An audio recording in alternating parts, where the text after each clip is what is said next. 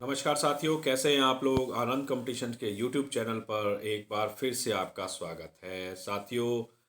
सहायक लेखाकार, कनिष्ठ सहायक समीक्षा अधिकारी और पीसीएस की परीक्षा आने वाले समय में आपके सामने आने वाली है।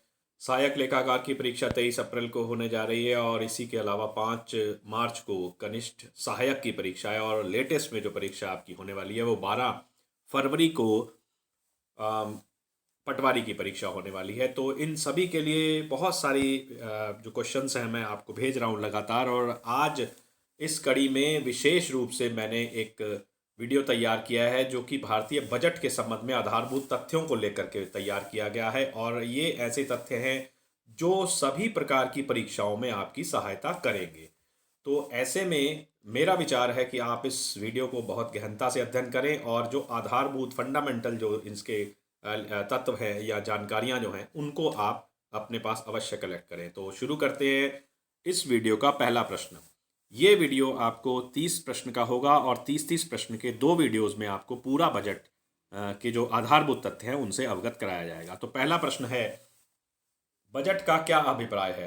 What do you mean by budget. Budget को हम क्या कहते हैं, बजट क्या चीज़ होती है। वित्तीय संसाधनों की प्राप्ति का लेखा, वित्तीय संसाधनों के आय एवं व्यय का लेखा, या वित्तीय विभाग का लेखा, या कोई नहीं। साथियों, ये हम सभी लोगों को अवगत होना चाहिए इससे कि वित्तीय संसाधन जितने भी होते हैं, रिसोर्सेज होते हैं, फाइनेंशियल रिसोर्सेज जो होते हैं, उनकी आय और व्यय यानी कि कितनी उनसे प्राप्ति होगी और कितना उनका व्यय होगा, इसका ही एक स्टेटमेंट या इसका ही लेखा जोखा जो है वो बजट कहलाता है। तो इसका उत्तर ऑप्शन नंबर 3 होगा। अगला प्रश्न हम देखते हैं, 2 नंबर का प्रश्न है, सार्वजनिक बजट किसे कहते हैं। पब्लिक बजट जिसे हम कहते हैं वो बजट क्या होता है। तो इसमें ऑप्शन पर ध्यान देते हैं, सरकार के सार्वजनिक वित्त का बजट, निजी कंपनी का बजट, सार्वजनिक कंपनियों के वित्त का प्रबंधन, या कोई नहीं।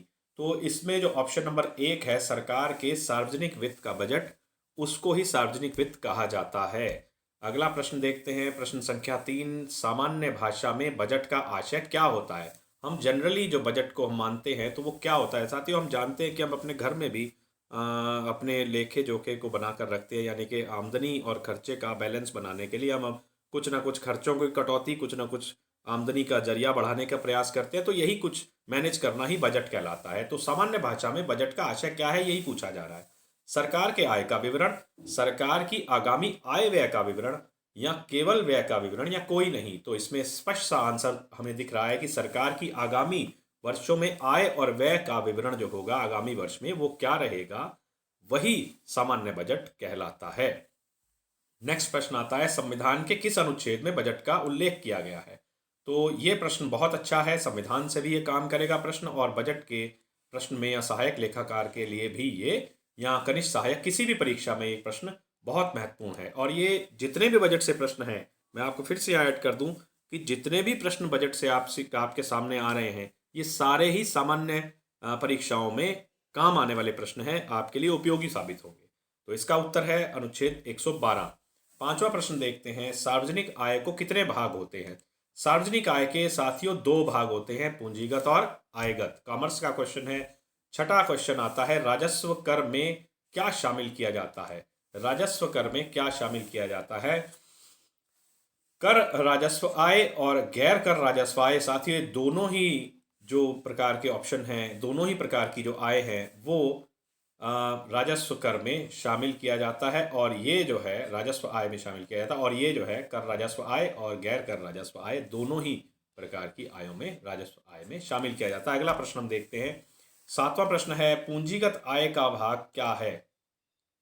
पूंजीगत आय का भाग है क्या, कर्ज से प्राप्त आय, गैर कर्ज से प्राप्त आय, केवल गैर कर्ज से प्राप्त आय, गैर कर्ज एवं कर्ज से प्राप्त आय। तो ये ऑप्शन बिल्कुल ठीक है, जो पूंजीगत आय है वो कर्ज और गैर कर्ज से प्राप्त आय को ही माना जाता है। अगला भाग है, अगला प्रश्न है 8वां प्रश्न हम देखते हैं, सार्वजनिक व्यय के बारे में क्या सही है। सार्वजनिक व्यय के बारे में क्या सही है। इन ऑप्शंस में से सार्वजनिक व्यय के संदर्भ में वो कह रहा है प्रश्न में कि क्या बिंदु तथ्य सही है। इसमें योजनागत व्यय शामिल होते हैं, इसमें गैर योजनागत व्यय शामिल होते हैं, और इसमें दोनों के अतिरिक्त कोई अन्य व्यय जो है वो शामिल होता है। और चौथा ऑप्शन है 1 और 2 दोनों, यानी कि इसमें योजनागत व्यय और गैर योजनागत व्यय शामिल होते हैं। और उत्तर यही ठीक है, ऑप्शन नंबर 4, प्लान्ड और नॉन प्लान्ड जो है वो इसमें शामिल होते हैं। नॉन प्लान्ड और प्लान्ड दोनों तरह के व्यय जो हैं वो इसमें शामिल होते हैं। अगला प्रश्न, 9वां प्रश्न देखते हैं, वास्तविक रूप से बजट क्या होता है। वास्तविक रूप से बजट साथियों अनुमानित होता है। अनुमानित आय व्यय, आगामी वर्ष के लिए कितने अनुमानित आय होगी और कितना अनुमानित व्यय होगा, इसी का ही तो लेखा जोखा बजट में दिया जाता है। आपने देखा होगा कि अभी निर्मला सीतारमण जी ने बजट प्रस्तुत किया है, तो उसमें आगामी वित्तीय वर्ष के लिए जो आय और व्यय भारत सरकार की रहेंगी उसी का ही लेखा जोखा दिया गया है। तो यहाँ पर प्रश्न में अनुमानित एस्टिमेटेड आय और व्यय का विवरण, ये उत्तर बिल्कुल सही है। 10वां प्रश्न है, सार्वजनिक आय में सम्मिलित क्या होता है। सार्वजनिक आय में क्या सम्मिलित होता है, और इसमें शामिल होता है पूंजीगत और आयगत व्यय। पूंजीगत कैपिटल और रेवेन्यू रिसीट्स जो हैं वो इसमें इनकम जो है वो शामिल होती है। 11वां प्रश्न हम देखते हैं, बजट क्या होता है। बजट होता है, बजट के बारे में कई तरह से प्रश्न किए जा रहे हैं। बजट क्या होता है, सीमित अवधि के लिए होता है, असीमित अवधि के लिए होता है, सामान्यतः कुछ मदों के लिए होता है, या किसी के लिए भी नहीं होता है। तो इन ऑप्शंस में हमें देखना है कि आंसर सही क्या है। तो हम जानते हैं कि सीमित अवधि के लिए ही बजट तैयार किया जाता है। जैसे कि आपने, फिर से मैं बताना चाह रहा हूँ कि हमारे वित्त मंत्री जी ने अभी 1 फरवरी को बजट जो दिया, उसमें आपने देखा होगा कि एक सीमित अवधि के लिए 1 वर्ष के लिए बजट दिया जाता है। तो सामान्यतः 1 वर्ष के लिए ये बजट दिया जाता है, और इसका मतलब हुआ कि ये सीमित अवधि के लिए बजट है। 12वां प्रश्न है, भारत सरकार बजट का प्रस्तुतिकरण करती है। कौन सी तिथि को भारत सरकार बजट का प्रस्तुतिकरण करती है। और अभी हम देख रहे थे कि जो 1 फरवरी को बजट का प्रस्तुतिकरण केंद्र सरकार के द्वारा वित्त मंत्री के माध्यम से संसद में किया गया है, और पूर्व में ये 28 फरवरी को किया जाता था। अगला प्रश्न हम देखते हैं, 13वां प्रश्न है, बजट का, भारत में बजट का प्रस्तुत करता है, को प्रस्तुत करने का काम कौन करता है। ठीक है, भारत में बजट प्रस्तुत करने का काम कौन करता है, प्रश्न ये है। तो जाहिर सी बात है, आपने सभी ने देखा भी है और आपको मालूम भी होना चाहिए कि भारत का वित्त मंत्री जो है बजट को प्रस्तुत करने का काम करता है, और वो संसद में प्रस्तुत किया जाता है। सामान्य बजट किसे कहा जाता है, यानी कि जनरल बजट या आम बजट किसे कहा जाता है। आम बजट जिसे हम कहते हैं सामान्य भाषा में, आम बजट किसे कहा जाता है। समस्त आय एवं व्यय का ब्यौरा, आय और आय का ब्यौरा, व्यय का ब्यौरा, राजस्व व्यय का ब्यौरा। तो इस ऑप्शन में हमारे पास ऑप्शन नंबर 1 जो है वो बिल्कुल सही है। सामान्य या समस्त आय और व्यय का ब्यौरा ही जनरल बजट या आम बजट कहलाता है। 16वां प्रश्न है, भारत में प्रथम बजट कब प्रस्तुत किया गया था। बजट के इतिहास को लेकर के प्रश्न आ गया है। भारत में पहला बजट 1860 में प्रस्तुत किया गया था, जो कि ईस्ट इंडिया कंपनी के टाइम पर प्रस्तुत किया गया था, जेम्स मिल्सन द्वारा। ठीक है, ध्यान रखिएगा इस प्रश्न को। भारत में सर्वप्रथम बजट प्रस्तुत किया गया था किसके द्वारा। अभी पिछले क्वेश्चन में हमने बताया कि ईस्ट इंडिया कंपनी के द्वारा ये बजट प्रस्तुत 1860 में किया गया था। 17वां प्रश्न हम देखते हैं, इसमें से कौन पारंपरिक बजट कहलाता है। पारंपरिक बजट किसे कहा जाता है, रेल बजट को, अनुपातिक बजट को, आम बजट को, या जीरो बजट को। तो आम बजट जो सामान्य बजट है या जनरल बजट जो है उसे ही हम पारंपरिक बजट कहते हैं, ट्रेडिशनल बजट कहा जाता है। सामान्यतः हम बजट के बारे में क्या जानते हैं, बजट के बारे में हम जनरली यही जानते हैं कि जो जनरल बजट आता है, जो सामान्य बजट 1 फरवरी को वित्त मंत्री द्वारा प्रस्तुत किया जाता है, वही जो है पारंपरिक बजट कहलाता है। 18वां प्रश्न हम देखते हैं, परिणामों को ध्यान में रखकर बनाया जाने वाला बजट कौन सा होता है। परिणामों को, यानी कि जो परिणाम के आधार पर तैयार होता है बजट, उसे हम क्या कहते हैं, आम बजट नहीं, जीरो बजट भी नहीं, निष्पादन बजट इसे हम कहते हैं, यानी कि परफॉर्मेंस बजट इसे हम कहते हैं। परफॉर्म करने पर बजट जो दिया जाता है उसे ही हम परफॉर्मेंस बजट कहते हैं, यानी कि निष्पादन बजट कहते हैं।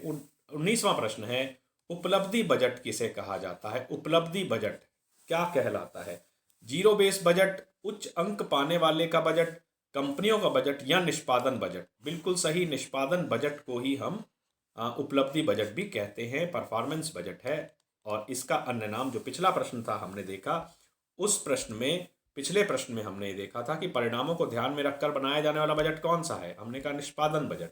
और अब हम प्रश्न देख रहे हैं कि उपलब्धि बजट किसे कहा जाता है, तो ये भी निष्पादन बजट को ही कहा जाता है। तो इन दोनों प्रश्नों में समानता है, आप इन प्रश्नों को बड़े ध्यान से देख लें। 20वां प्रश्न आता है, किस बजट की कल्पना सर्वप्रथम अमेरिका में की गई थी? ओहो, ये क्वेश्चन जो है बहुत अच्छा क्वेश्चन है। निष्पादन बजट ही है इसका उत्तर। निष्पादन बजट की कल्पना ही अमेरिका में की गई थी, यानी कि अमेरिका ही निष्पादन बजट, परफॉर्मेंस बजट के का जन्मदाता एक तरह से माना जा सकता है। 21वां प्रश्न हम देखते हैं, क्रियान्वयन व परिणाम उन्मुख बजट कौन सा होता है? फिर से यही प्रश्न आया है। देखिए, ये प्रश्न फिर से निष्पादन बजट के संबंध में ही है। जो क्रियान्वयन यानी कि जो क्रियान्वयन करने की नीतियों को क्रियान्वयन करना, और परिणामोन्मुखी यानी कि परिणामों को ध्यान में रखकर बनाया जाने वाला बजट कौन सा होता है? निष्पादन बजट ही होता है। तो इसका सही उत्तर है ऑप्शन नंबर 3, निष्पादन बजट।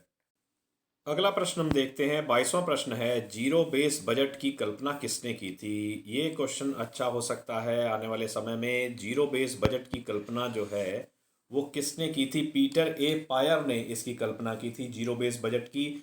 और पीटर ए पायर अमेरिका के थे, यूएसए के थे, और इन्होंने जो इस बजट की कल्पना की थी वो 1970 में की थी। और अगर इसको और जाकर नज़दीक जाकर के समझने की कोशिश करें तो यूएसए के जॉर्जिया में इसको सबसे पहली बार जो है इसका एक्सपेरिमेंट किया गया था। अच्छा क्वेश्चन हो सकता है। 23वां प्रश्न है, आउटकम बजट में किस बात पर जोर दिया जाता है?